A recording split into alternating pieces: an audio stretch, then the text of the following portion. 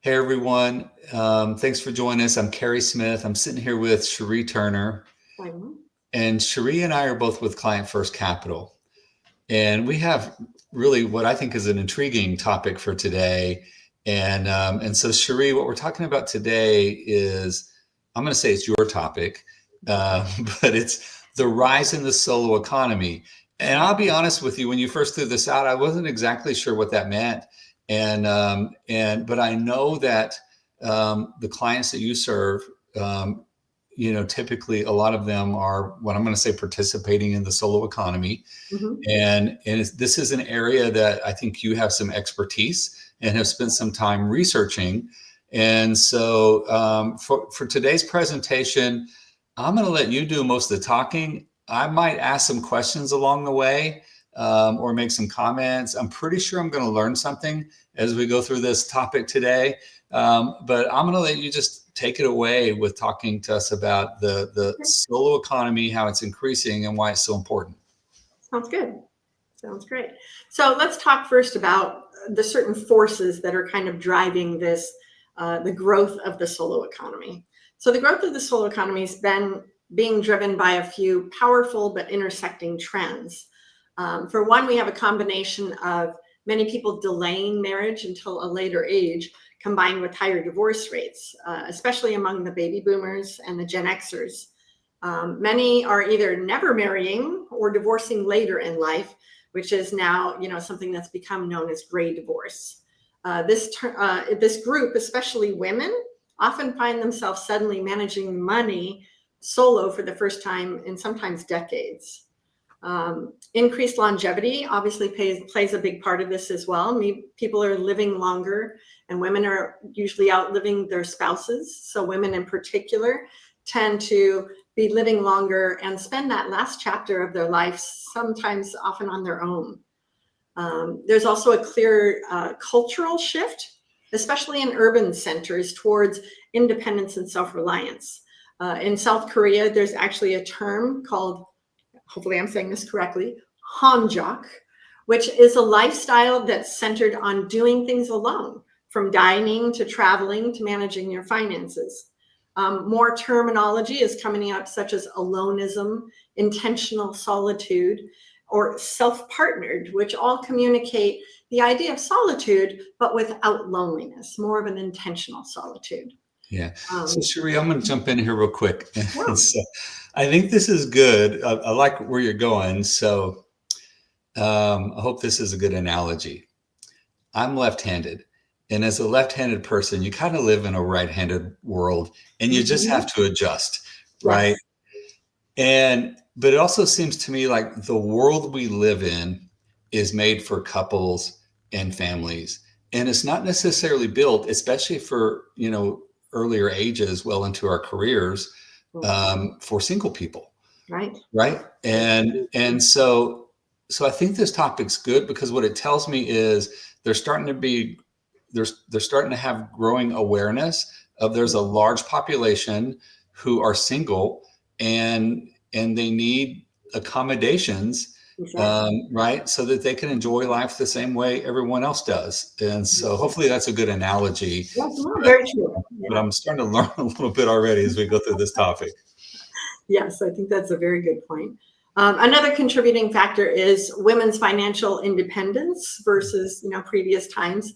It's certainly accelerating the shift. More women are earning, more investing, and building wealth on their own more than any other time in history. In many countries, women now represent the majority of college graduates and a majority of home buyers and business owners.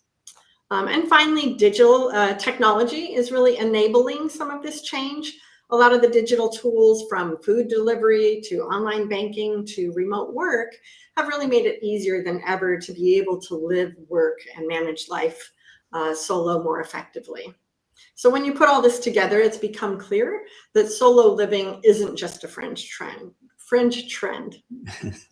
So, and we've talked about we've kind of touched on this topic in the past in previous videos, Mhm. because we've talked about what I would say the widow's penalty, you know, how tax structures are, a single person may pay higher taxes than, or higher tax rates than a married couple, and so forth. And so there's some real tangible things out there that, you know, you need to know how to navigate, right, in order to be successful as a single person.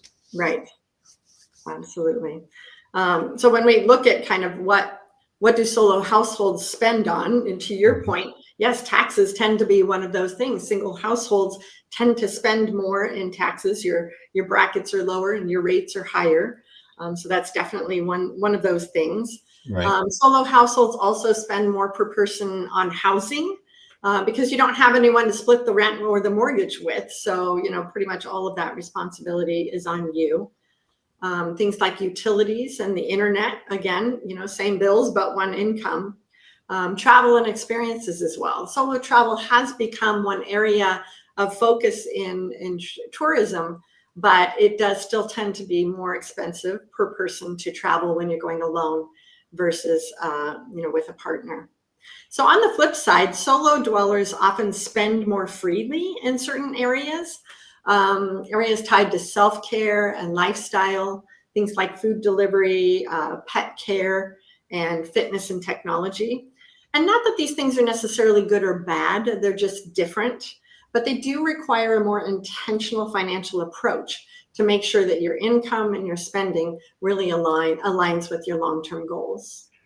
So I know that, you know, an area where you've had some success with clients in this is, yeah, I'm going to say also, you know, if you're in a relationship, like two brains are often better than one. And so my wife and I have different strengths. And so in the areas where I'm weak, she's typically strong. And Right. so given our relationship, we have strengths in greater areas combined. Whereas I know that you've met a lot of people who have a lot of strengths in running their business or doing other things, but they don't have strength in financial planning, investment strategies, tax strategies, those sorts of things. And they don't have a partner who could bring those strengths to the table. And so there's, to me, and I know this isn't on your list, but there's also the two heads are better than one. Absolutely. Sometimes. And so maybe if you're living in the single economy, so to speak, the need to reach out and have relationships and trusted advisors maybe is even more important. Right. Living in an economy where specialization is kind of how we were built, we can't specialize in everything, right? That's So right. it becomes that much more difficult to be able to manage every single thing on our own. That's right. Yeah. Okay. Yeah. So there are some implications to the solo living. You know, it basically means solo responsibility. It all falls on you. So there's no second income to fall back on. There's no partner to split the childcare, or as you pointed out, to even run an idea by. Right. That means that your emergency funds become even more important, and things like insurance, estate planning, and long-term care. So solo households face what I call the confidence gap, kind of to your point, which is not knowing who to turn to for help, or second guessing every decision you're making because there's no one else at the table making that decision with you. But starting with the right systems in place, solo households absolutely can thrive. Yeah, very good. So, Cheri, well, let me just, before I make a comment, any last thoughts or anything else on this? Yeah, I'd like to talk about, you know, a few things that individuals can do. First is, as we referenced the emergency fund, build a strong safety net, ensure that you have those 6 to 12 months of essential living expenses set aside in, you know, in liquid available funds. Ensure yourself like you're the CEO of you, because you are. You really want to look at your insurance needs and which are and which are not appropriate. You know, maybe if you don't have any children and you have no dependents, no one depending on you, maybe life insurance isn't so important. But if you have no children and no one to help you out later in life, then probably long-term care becomes even more important. So looking at those and really assessing what are important for you. And then budget for joy, not just for survival, right? Make sure that in your budget, you have the things that bring you joy, whether that's solo travel, your wellness activities, hobbies, things like that. But make sure that your plan is part of thriving and not just surviving. Yeah, I love that. There's so many clients when we meet with them at first, they're just like, I just want to know, do I have enough to retire?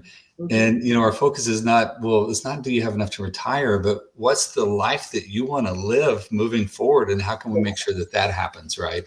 And Exactly. so, yeah, you absolutely want to plan for joy or whatever it is that, that just really excites you in retirement or even before retirement. Right. Right. Okay. Yeah. So other than that, I would just end by saying that solo living doesn't have to be a setback. It's a chance to really design a life that's fully your own. When you take ownership of your finances, you're not just surviving, but you're building freedom and confidence and creating a life on your own terms. Yeah. Okay, Cheri. Well, I want to, thank you. I think I learned something about the solo economy today. And thank you for letting me make some comments along the way. Awesome. Um, and so, hey, but if you're out there and you're watching this video, if you liked it, give us a thumbs up. It helps other people find our content. Also, if you just need to have a conversation with someone, reach out to us for a free consultation. Cheri or someone on our team would love to just sit down with you and have a conversation about your circumstances and if there's a possibility that we could help. You can find us at clientfirstcap.com. And from there, our number's there. You can call us directly or you can schedule an appointment with us as well. Also, you can find links to other videos that we've produced. And so, Cheri, thank you for this conversation. Good job. Thank you, Cary.